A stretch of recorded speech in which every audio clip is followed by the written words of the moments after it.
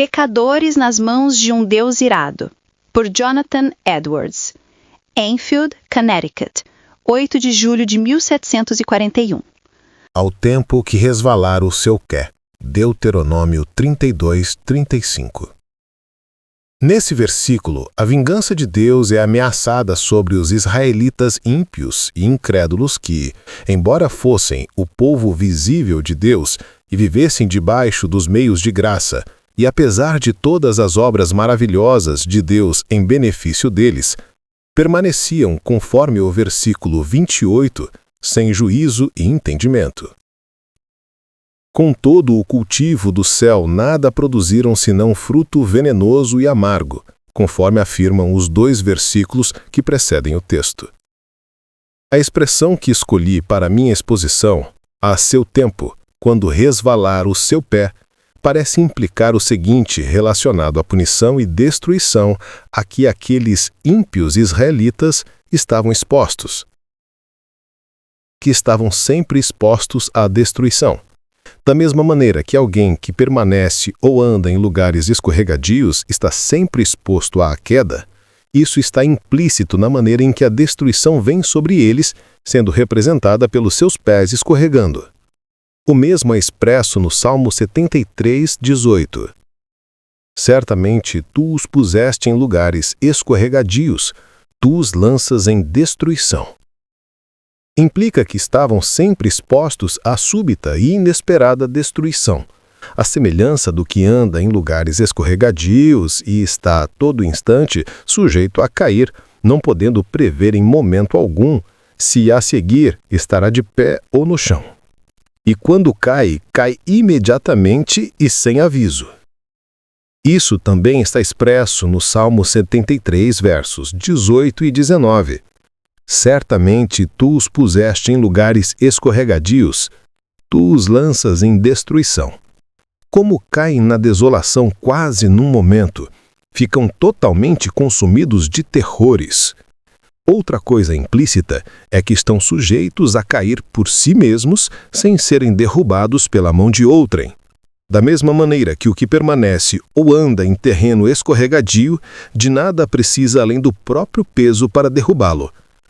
Que a razão de ainda não haverem caído e de não caírem agora é apenas que o tempo apontado por Deus não é chegado. Pois está dito que quando esse tempo devido ou designado chegar, seu pé resvalará. Então serão abandonados à queda para o que já estão inclinados por seu próprio peso. Deus não mais os sustentará nestes lugares escorregadios, mas os abandonará. E então, neste exato instante, cairão em destruição, à semelhança do que permanece em ladeiras escorregadias sobre a beira de um precipício, não pode permanecer sozinho, e quando é abandonado, imediatamente cai e está perdido. A observação a partir destas palavras que agora insistirei é: doutrina. Não há nada que mantenha os ímpios um só momento fora do inferno, senão a mera boa vontade de Deus. Por mera boa vontade de Deus, refiro-me à sua boa vontade soberana, sua vontade livre, imune a obrigações, não sujeita a impedimento algum, nem qualquer outra coisa, como se nada a não ser a boa vontade de Deus tivesse qualquer papel na preservação dos ímpios a todo instante. A verdade desta observação será evidenciada pelas seguintes considerações. Não falta poder a Deus para lançar os ímpios a qualquer momento no inferno. Quando ele se levanta, as mãos humanas não podem ser fortes. Os mais fortes não têm poder algum para lhe resistir, nem podem se libertar de suas mãos. Ele não apenas é capaz de lançar os ímpios no inferno, mas pode fazê-lo com a maior facilidade. Às vezes, um príncipe terreno encontra grande dificuldade em subjugar um rebelde que encontrou meios de se fortificar e se fortaleceu pelo número de seus seguidores. Mas isso não ocorre com Deus. Não há fortaleza que seja defendida contra o seu poder. Ainda que as mãos se juntem e vastas multidões de inimigos de Deus se combinem e se associem, são facilmente esmiuçados em pedaços. São como grandes montes de palha seca e leve diante do furacão, ou grandes quantidades de restolho seco diante de chamas devoradoras. Achamos fácil pisar e esmagar um verme que vemos rastejar no chão. Da mesma forma, é fácil cortar ou queimar um fio fino que sustenta algo. Assim também é fácil para Deus, quando lhe agrada, lançar seus inimigos nas profundezas do inferno. Quem somos nós para que pensemos permanecer perante dele, cuja repreensão a terra treme e diante de quem as rochas são subjugadas? Eles merecem ser lançados no inferno, de modo que a justiça divina jamais se interponha e não é um impedimento para que Deus use seu poder a qualquer momento para destruí-los. Sim, ao contrário, a justiça clama alto por punição infinita pelos seus pecados. A justiça divina fala acerca da árvore que produz uvas como as de Sodoma, Lucas 13:7. Corta-a, porque ocupa ainda a terra inutilmente. A espada da justiça divina está a todo momento se revolvendo sobre suas cabeças, e não é nada senão a mão da misericórdia livre de Deus e a sua mera vontade que a sustenta. Eles já estão sobre uma sentença de condenação ao inferno. Não apenas merecem, com justiça, ser lançados lá, mas a sentença da lei de Deus, essa eterna e imutável regra da justiça que Deus fixou entre si e a humanidade, está posta contra eles e permanece em oposição a eles, de modo que já estão destinados ao inferno. João 3,18. Quem não crê já está condenado. Desse modo, todo homem não convertido pertence propriamente ao inferno. Lá é o seu lugar, de lá ele procede. João 8,23, vós sois de baixo. E para lá está destinado. É o lugar ao qual a justiça e a palavra de Deus e a sentença de sua lei imutável o destinaram. Eles são agora os objetos do mesmo furor e ira de Deus, que são expressos nos tormentos do inferno. E a razão pela qual não descem para lá a qualquer instante não é porque Deus, em cujo poder se encontram, não esteja muito irado com eles, como está com as muitas miseráveis criaturas agora atormentadas do inferno, que lá sentem e suportam a fúria de sua ira. Sim, Deus está muito mais irado com muitos que estão agora na terra. Sim, sem dúvidas, com muitos que estão agora nesta congregação, que podem estar tranquilos, do que com muitos que estão nas chamas do inferno. Portanto, não é porque Deus ignora suas impiedades e não se ressinta delas que não afrouxa suas mãos e os elimina. Deus não é de forma alguma como eles, embora possam imaginar assim. A sua ira arde contra eles, sua condenação não dorme. O abismo está preparado, o forno está pronto, o forno já está quente, pronto para recebê-los. As chamas ora rugem e brilham. A espada reluzente está afiada e suspensa sobre eles. O abismo abriu sua boca debaixo deles. O diabo está pronto para cair sobre eles e abatê-los como sua possessão, no momento em que Deus o permitir. Eles lhe pertencem, têm suas almas em sua posse e sob seu domínio. A Escritura os representa como seus bens, Lucas 11:21. Os demônios os espreitam, estão sempre à sua direita, permanecem aguardando por eles, como leões famintos que vêm à presa e esperam tê-la, mas no momento são contidos. Se Deus retirasse sua mão, pela qual são restringidos, num momento voariam sobre suas pobres almas. A velha serpente os espreita, o inferno escancara sua boca para recebê-los. Se Deus o permitisse, seriam rapidamente engolidos e estariam perdidos. Reinam nas almas dos ímpios aqueles princípios infernais que agora mesmo os inflamariam e incendiariam no fogo do inferno se Deus não os restringisse.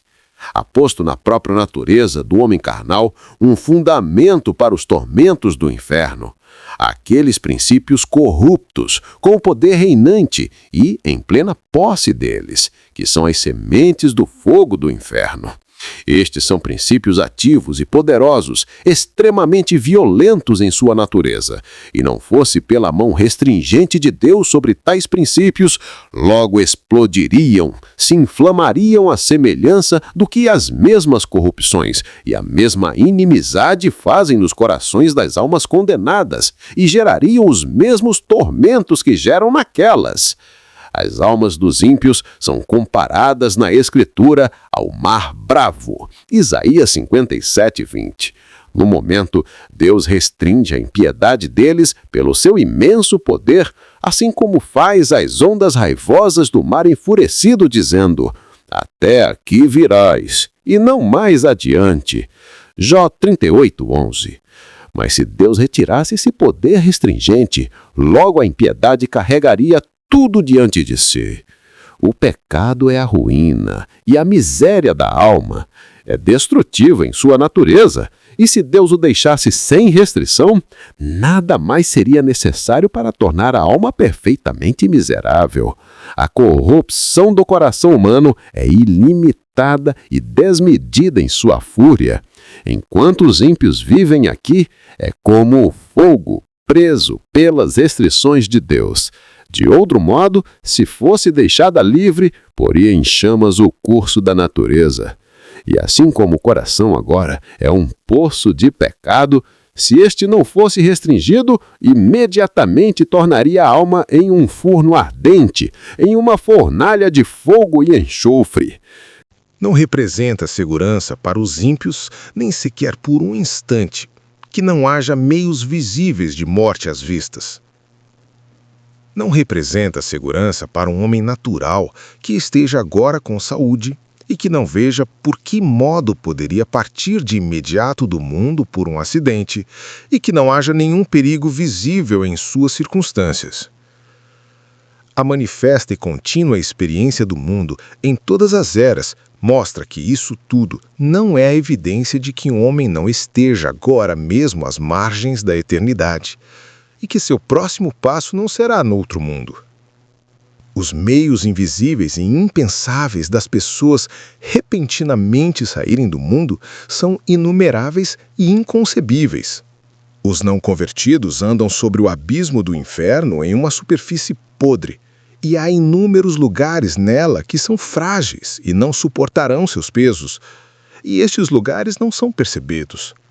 As flechas da morte voam invisíveis ao meio-dia. A vista mais acurada não as vê. Deus tem tão diferentes e insondáveis meios de tirar os ímpios do mundo e mandá-los ao inferno, que não há nada que faça crer que necessite de um milagre ou que precise sair do curso ordinário de sua providência para destruir um ímpio no momento em que desejar.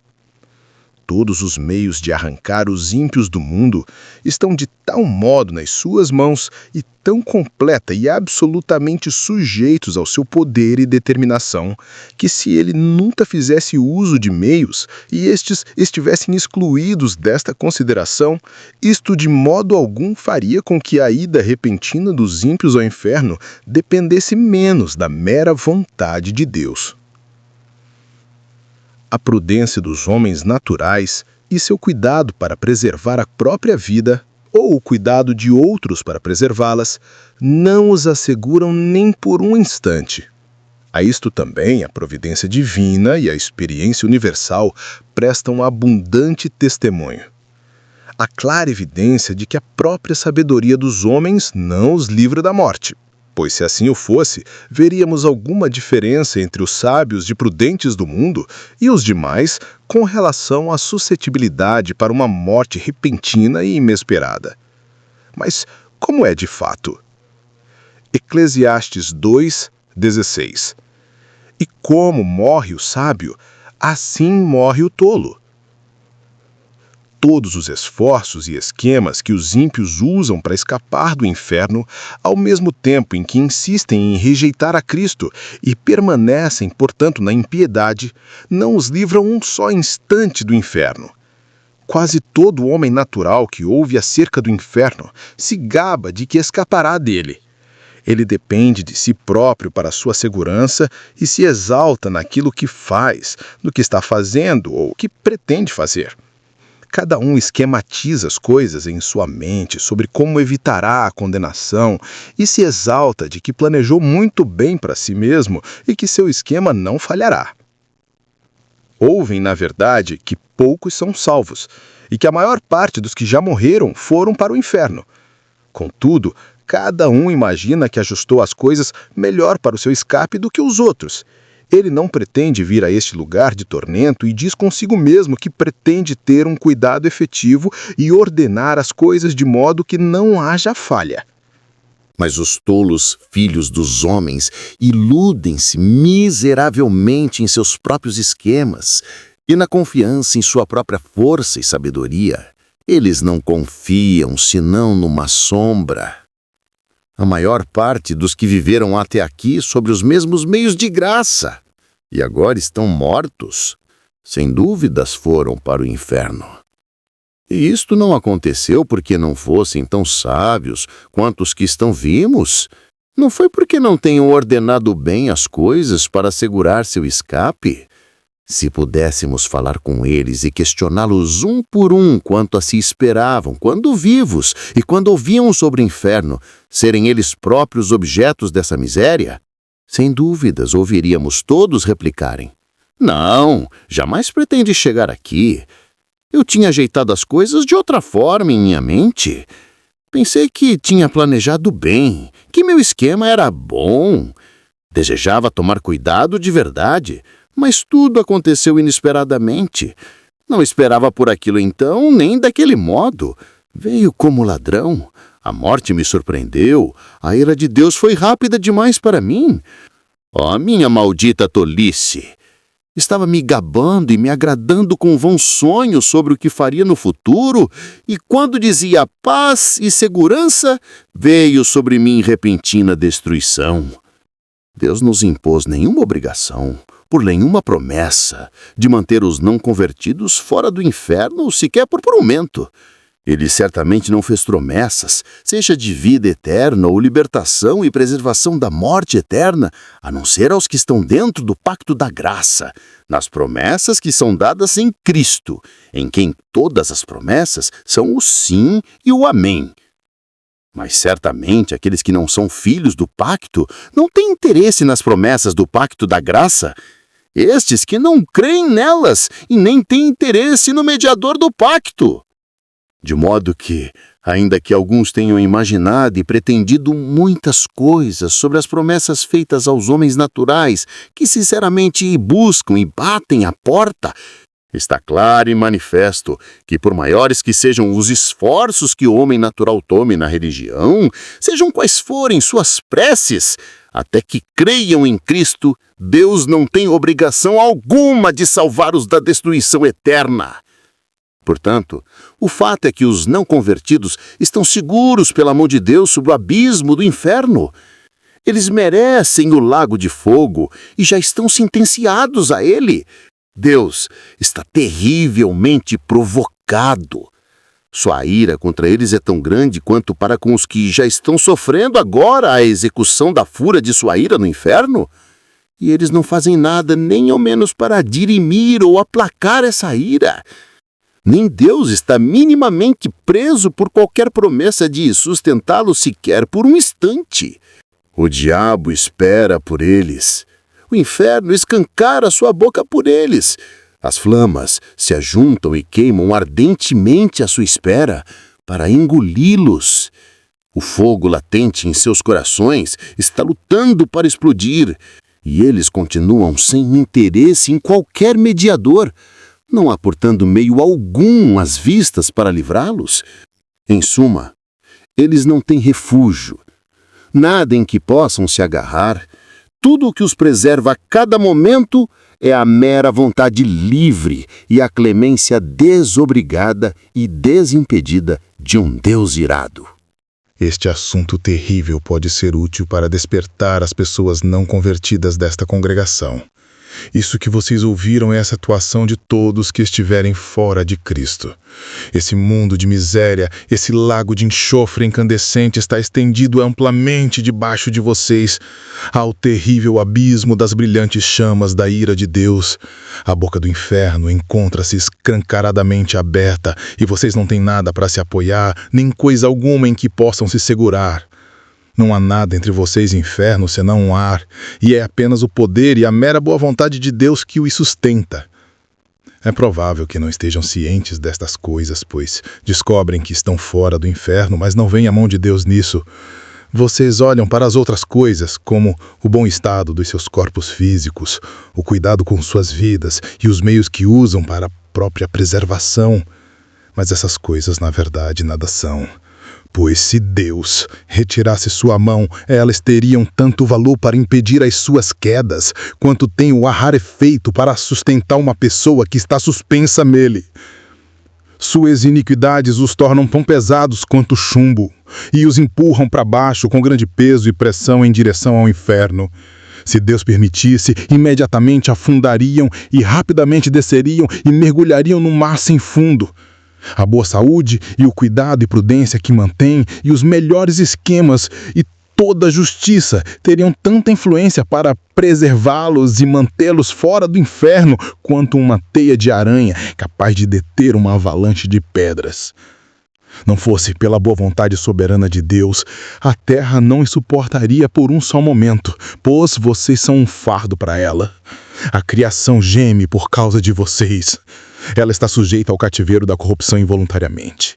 Não é de boa vontade que o sol brilha sobre suas cabeças para que tenham luz para servir ao pecado e a Satanás. A terra não dá voluntariamente os seus frutos para satisfazer suas luxúrias, nem é de bom grado que serve de palco para que cometam iniquidades. Não é de bom grado que o ar serve para manter a chama da vida em suas narinas, enquanto vocês gastam suas vidas no serviço dos inimigos de Deus. A criação de Deus é boa e foi feita para que o homem o servisse a ele por meio dela, e não é de bom grado que serve a outros propósitos, e geme quando é abusada com um propósito tão diretamente contrários à sua natureza e fim. O mundo os vomitaria não fosse a mão soberana daquele que os sujeitou na esperança da redenção. Eis as nuvens negras da ira de Deus pairando agora sobre suas cabeças, carregadas de terrível tempestade e cheias de trovões, e não fosse a mão restringente de Deus, imediatamente arrebentariam sobre vocês. A graça soberana de Deus no momento refria esse vento impetuoso, pois de outro modo ele viria com fúria, e sua destruição viria como um redemoinho, e vocês seriam como a palha que o vento dispersa. A ira de Deus é como grandes águas que estão represadas agora. Ela aumenta mais e fica mais e mais elevada até que chega ao limite, e quanto mais é impedida, mais rápido e poderoso é o seu curso quando é liberada. É verdade que o julgamento contra suas más obras não foi executado ainda. O ímpeto da vingança de Deus tem sido segurado, mas enquanto isso suas culpas constantemente aumentam. E a cada dia vocês entesouram mais ira. As águas estão constantemente crescendo e aumentam diariamente com mais força, e não há nada senão a mera boa vontade de Deus capaz de deter o que não quer ser detido, e se esforça para continuar. Se Deus apenas retirasse sua mão das comportas do dilúvio, elas imediatamente se abririam, e as ígneas ondas da fúria e ira de Deus se derramariam com fúria inconcebível e viriam sobre vocês com poder onipotente. E se suas forças fossem 10.000 vezes maiores, sim, ainda que fossem 10.000 vezes mais fortes que o mais resistente e tenaz demônio no inferno, isto nada representaria e nem poderiam suportá-las. O arco da ira de Deus está curvado e a flecha ajustada no cordão. A justiça mira na flecha seus corações e estica o arco, e nada a não ser a mera boa vontade de Deus, de um Deus irado, sem qualquer promessa ou obrigação alguma, é que impede a flecha a qualquer instante de beber o sangue de vocês. Assim, todos vocês que nunca passaram por uma grande mudança de coração, pelo poderoso papel do Espírito de Deus sobre suas almas, todos que nunca nasceram de novo, nem foram feitos novas criaturas, nem nunca receberam da morte em pecado para um novo estado, nem antes experimentaram uma nova luz de vida, estão nas mãos de um Deus irado. Ainda que tenham reformado suas vidas em muitos aspectos e experimentado afeições religiosas e possivelmente mantido uma forma de religião entre suas famílias e parentes e na casa de Deus, não é nada senão sua mera boa vontade que impede que sejam agora mesmo consumidos na destruição eterna. Ainda que estejam pouco convencidos agora da verdade que ouvem, a seu tempo serão plenamente convencidos dela. Vejam que ocorreu o mesmo com aqueles que partiram as mesmas condições que vocês estão agora. Pois a destruição veio repentinamente sobre a maior parte deles, quando não a esperavam e enquanto diziam paz e segurança. Agora veem que aquelas coisas de que dependiam para sua paz e segurança nada mais eram do que ar rarefeito e sombras vazias. O Deus que o sustenta sobre o abismo do inferno, à semelhança de alguém que segura uma aranha ou qualquer inseto asqueroso sobre o fogo, os aborrece e está terrivelmente provocado. Sua ira contra vocês arde como fogo. Ele os vê como dignos de nada mais senão de serem lançados no fogo. Ele é tão puro de olhos que não pode encará-los de frente. Vocês são aos seus olhos mais abomináveis, que a serpente mais odiosa é aos nossos. Vocês o ofenderam infinitamente mais que um rebelde obstinado ofende a seu príncipe. Contudo, não é nada senão a sua mão que os impede de cair no fogo a qualquer momento. Não pode ser atribuído a nada mais o fato de vocês não terem ido ao inferno na noite passada, que tenham sido permitidos acordar novamente neste mundo depois que fecharam os olhos para dormir.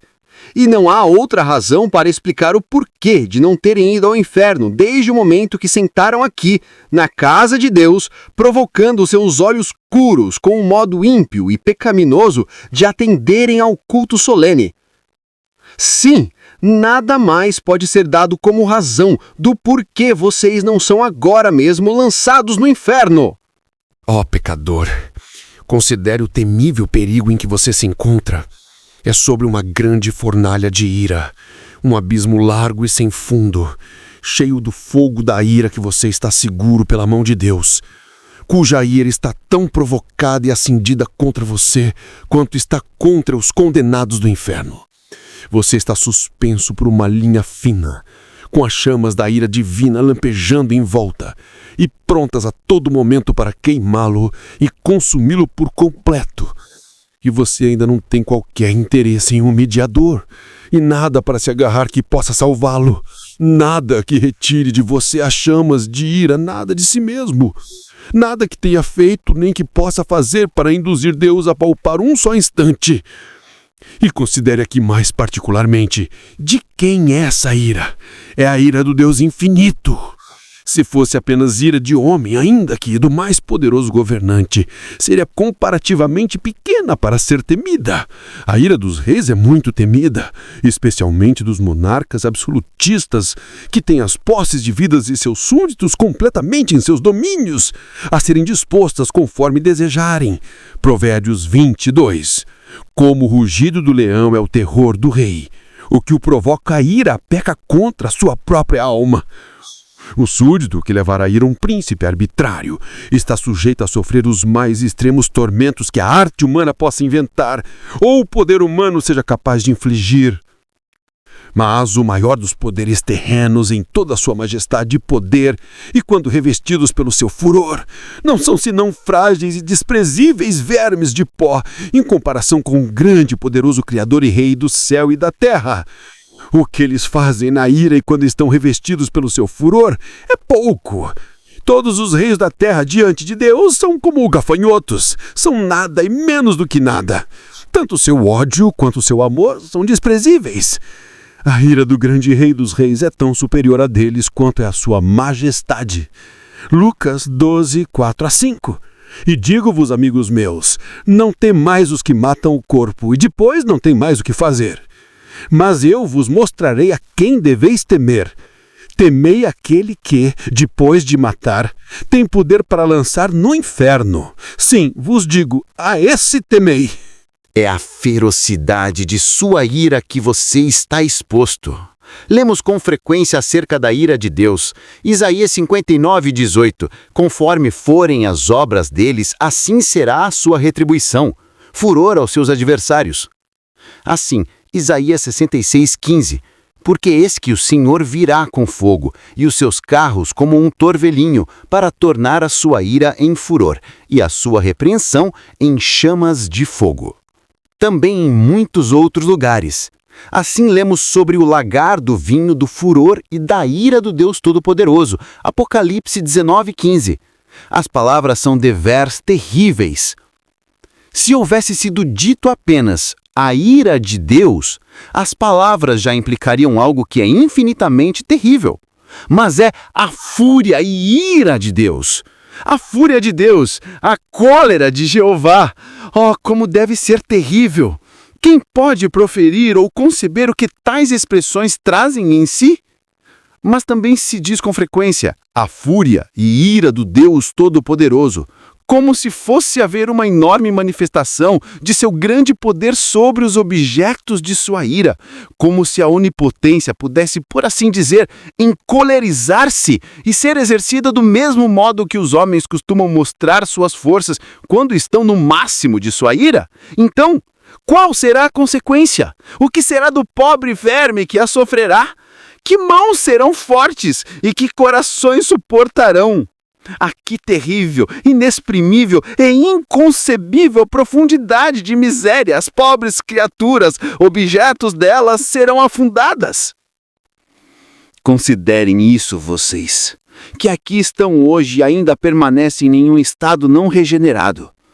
Que Deus, na execução do rigor de sua ira, implica que a executará sem piedade. Quando ele contemplar o extremo inexprimível do seu caso e ver seus tormentos como sendo tão vastamente desproporcionais às suas forças, e ver como suas pobres almas estão esmagadas e afundadas, por assim dizer, em um mar infinito, então não terá compaixão de vocês, não impedirá a execução de sua ira, nem ao menos afrouxará suas mãos. Não haverá moderação nem misericórdia de sua parte, nem Deus, então, impedirá seu vento impetuoso. Não se preocupará com o bem-estar de vocês, nem de forma alguma será cuidadoso de que não sofram de alguma outra maneira. Nada será aliviado, porque seja duro demais para vocês suportarem. Ezequiel 8:18. Por isso também eu os tratarei com furor.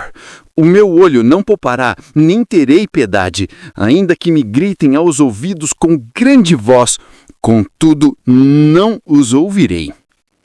Agora Deus está pronto a ter compaixão de vocês. Este é um dia de misericórdia. Ainda podem clamar agora com algum encorajamento de que obterão misericórdia.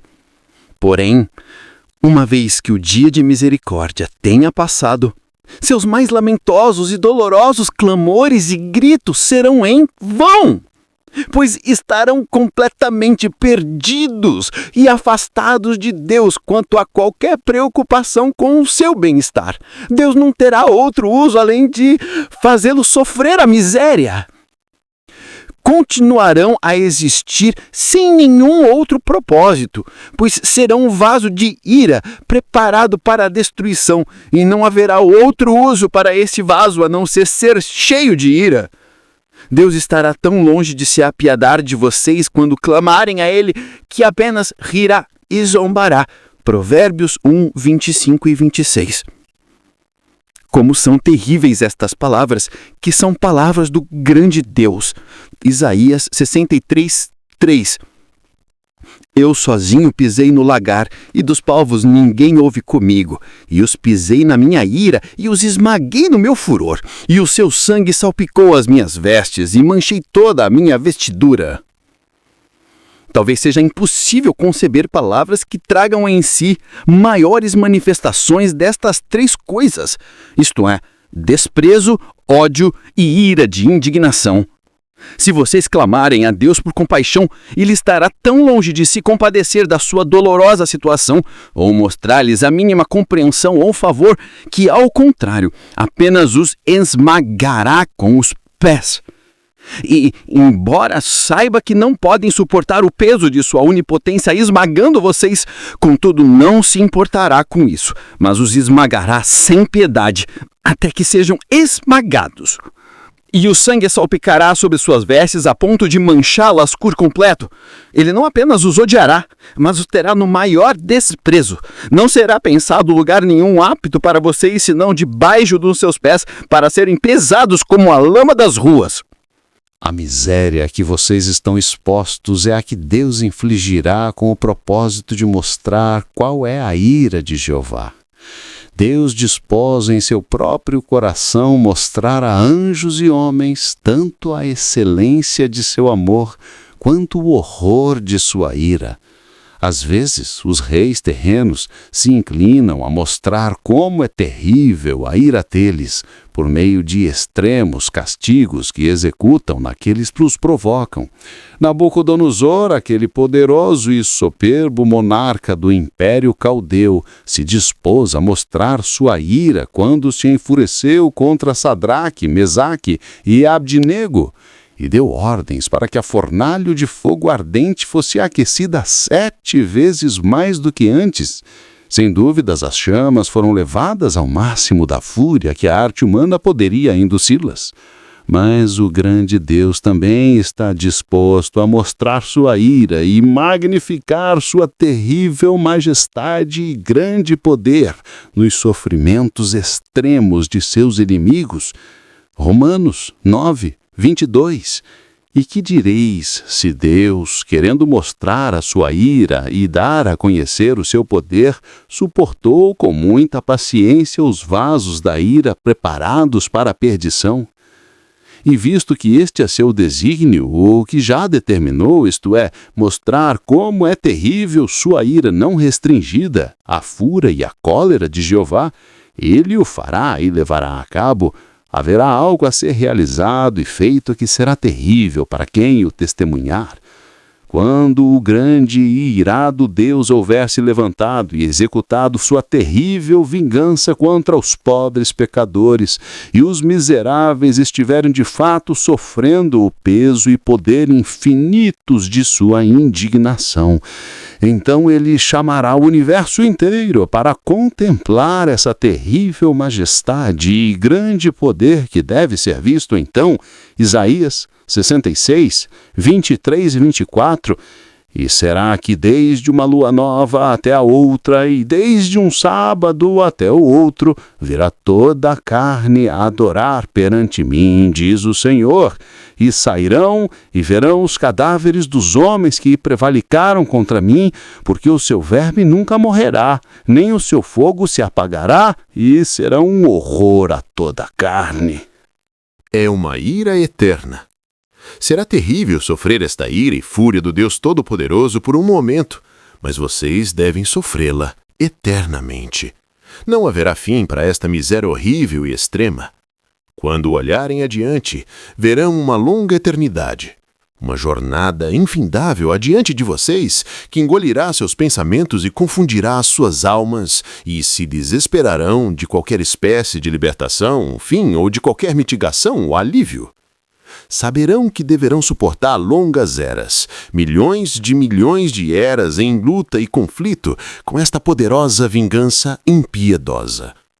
E então, quando isso acontecer, quando muitas eras realmente passarem desse modo, saberão que isso tudo não representa senão um ponto em relação ao que resta. De modo que o castigo de vocês será de fato infinito. Oh, quem pode expressar qual será o estado de uma alma em tais circunstâncias? Tudo o que podemos dizer a esse respeito não dá senão um vislumbre fraco e imperfeito daquilo que é inexprimível e inconcebível, pois quem conhece o poder da ira de Deus? Como é terrível o estado dos que estão diariamente e a toda hora em perigo desta grande ira e infinita miséria. Mas este é o desastroso caso de cada alma nesta congregação que ainda não nasceu de novo, ainda que seja moral e rigorosa, sóbria e religiosa. Oh, considere isso, seja jovem ou velho. Há razão para pensar que há muitos agora nesta congregação, ouvindo este discurso, que serão objetos desta mesma miséria por toda a eternidade. Não sabemos quem são, ou os bancos onde estão assentados, ou que pensamentos agora têm. Pode ser que estejam agora relaxados e ouçam tudo isso sem muita preocupação e se gabem que não sejam essas pessoas, prometendo a si mesmos que escaparão. Se soubéssemos que há uma pessoa, apenas uma em toda a congregação que deve ser objeto dessa miséria, como seria terrível pensar nisso? Se soubéssemos quem era, que visão terrível seria para tal pessoa? Como seria poderoso o clamor lamentável e amargo que o resto da congregação lançaria por ela? Mas, em vez de um, não é provável que muitos se lembrem deste discurso no inferno? E seria demais maravilhoso se alguns dos que aqui se encontram agora devam estar no inferno em pouco tempo, talvez antes que o ano se acabe. E não seria incrível se algumas pessoas que agora estão assentadas em alguns dos bancos desta igreja, saudáveis, tranquilas e seguras, e estejam lá amanhã de manhã? Aqueles de vocês que persistirem até o fim em um estado natural, que se mantivera por muito tempo fora do inferno, lá estarão em pouco tempo. A sua condenação não dorme, virá rapidamente e provavelmente, muito repentinamente, sobre muitos de vocês. Há razão para se maravilharem que não estejam agora mesmo no inferno. Esse certamente é o caso de alguns a quem conheceram e viram que nunca mereceram o inferno mais do que vocês e que até aqui pareciam ter tanta chance de estar vivos como vocês. A esperança deles se foi. Estão chorando em extrema miséria e perfeito desespero. Mas aqui estão vocês, na terra dos vivos e na casa de Deus, e com oportunidade de obter a salvação. O que não dariam essas pobres e desesperadas almas condenadas por uma oportunidade de um dia como agora vocês têm? E agora tem uma oportunidade extraordinária. Um dia em que Cristo abriu largamente a porta da misericórdia e de pé chama e clama em alta voz aos pobres pecadores. Um dia em que muitos se reúnem a Ele e se esforçam para o reino de Deus. Muitos vêm diariamente do Oriente, Ocidente, Norte e Sul. Muitos que outrora estiveram nas mesmas condições miseráveis em que vocês se encontram, agora estão em um feliz estado com seus corações cheios de amor por aquele que os amou e os lavou dos pecados em seu próprio sangue. E regozijam-se na esperança da glória de Deus. Como é terrível se deixar-o para trás em tal dia. Ver tantos festejando enquanto vocês sofrem e perecem, ver tantos regozijando e cantando alegres cantos cordiais, enquanto vocês têm razão para prantar pela tristeza do coração e ulular pela tristeza de espírito. Como podem descansar um só momento em tal conquistão? As suas almas não são tão preciosas quanto a dos cidadãos de Suffield que estão dia após dia se reunindo a Cristo. Não há muitos aqui que viveram por muito tempo no mundo e até hoje não nasceram de novo, e estão, por esse motivo, alienados da comunidade de Israel, e nada fizeram enquanto viveram, senão entesourar ira para o dia da ira. Ó senhores, a situação de vocês é, de modo especial, extremamente perigosa. A sua culpa e dureza de coração é grande em extremo. Não veem vocês como maior parte dos de sua idade já faleceram e partiram na atual dispensação notável e maravilhosa da misericórdia de Deus? Vocês precisam considerar o seu caso e despertar completamente do sono. Vocês não podem suportar a fúria e ira do Deus infinito. E vocês, rapazes e moças, negligenciarão este precioso tempo que agora desfrutam, quando tantos de sua idade estão renunciando às vaidades juvenis e ajuntando-se a Cristo? Vocês, em especial, agora têm uma oportunidade extraordinária. Mas se a negligenciarem, logo acontecerá com vocês o mesmo que com aquelas pessoas que gastaram os preciosos dias de sua juventude no pecado e agora vieram a dar um terrível passo na cegueira e endurecimento. E vocês, crianças que ainda não são convertidas, não sabem que estão indo para o inferno suportar a terrível ira desse Deus que agora está irado com vocês noite e dia? Vocês se contentarão em serem filhos do diabo, quando tantas outras crianças na nossa terra estão sendo convertidas e tornando-se os santos e felizes filhos do Rei dos Reis, e que todos os que ainda se encontram fora de Cristo, pendurados sobre o abismo do inferno, Quer sejam velhos e velhas, de meia idade ou jovens ou crianças, agora ouçam os altos chamados da palavra e da providência de Deus. Este ano aceitável do Senhor, um dia de tão grande favor para alguns, sem dúvida será dia de vingança igualmente notável para outros. O coração dos homens endurece, e suas culpas aumentam rapidamente em dias como estes. Se negligenciarem suas almas, e jamais houve época de tão grande perigo de tais pessoas serem entregues à dureza de coração e cegueira de mente. Deus parece agora estar ajuntando rapidamente seus eleitos em todas as partes da nação. E é provável que a maior parte dos adultos que alguma vez serão salvos sejam atraídos em pouco tempo, e que será como foi no grande derramamento do Espírito sobre os judeus nos dias dos apóstolos. Os eleitos serão salvos e os demais serão cegados. Se isso acontecer a vocês, amaldiçoarão eternamente este dia e o dia em que nasceram, por terem visto o tempo de derramamento do Espírito de Deus, e desejarão ter morrido e ido ao inferno sem tê-lo visto. Agora, sem dúvidas, ocorre o mesmo que nos dias de João Batista. O machado se encontra de modo extraordinário posto na raiz das árvores, e toda árvore que não produz bons frutos será cortada e lançada no fogo. Portanto, que todos os que ainda estão fora de Cristo acordem e fujam da ira vindoura. A ira do Deus Todo-Poderoso agora, sem dúvidas, está suspensa sobre grande parte desta congregação. Que todos fujam de Sodoma, apressem-se e fujam por suas vidas. Não olhem para trás, escapem para a montanha, para que não sejam consumidos.